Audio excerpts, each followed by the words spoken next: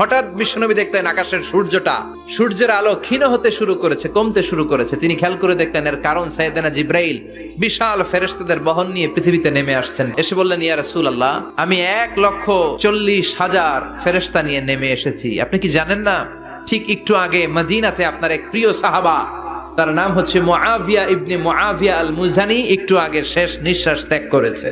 সাইয়েদনা জিব্রাইল বললেন, ও নবী, আপনি কি আপনার প্রাণের সাহাবীর জন্য গায়েবানা জানাজা পড়বেন না? বিশ্বনবী বললেন, অবশ্যই পড়ব। সাহাবীদের মধ্যে ঘোষণা দিলেন, ও সাহাবারা, তোমাদের ভাই মুআবিয়া ইবনে মুআবিয়া আল মুজানি কিছুক্ষণ আগে মদিনাতে ইন্তেকাল করেছে। তোমাদের ভাইদের জন্য সবাই বাইরে বের হয়ে আসো, এই মুহূর্তে আমরা গায়েবানা জানাজা পড়ব। বিশ্বনবী প্রথম কাতারে দাঁড়ালেন, হাজার হাজার সাহাবারা লাইন ধরে দাঁড়ালো। সাইয়েদনা জিব্রাইল 1,40,000 ফেরেশতা নিয়ে সাহাবাদের পেছনে 2টা লাইনে দাঁড়িয়ে গেলেন। নামাজ শেষ।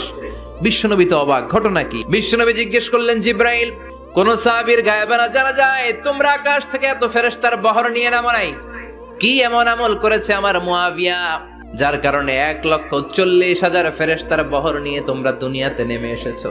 সাইয়েদনা জিব্রাইল বললেন, নবী, তেমন কোনো বড় আমল নয়, ছোট্ট একটা আমল। আপনার এই প্রিয় সাহাবী হাঁটতে বসতে চলতে ফিরিতে সব সময় পড়তো কুল হুয়াল্লাহু আহাদ। এজন্য বেশি বেশি সূরাতুল ইখলাস তেলাওয়াত করতে রাজি আছেন তো?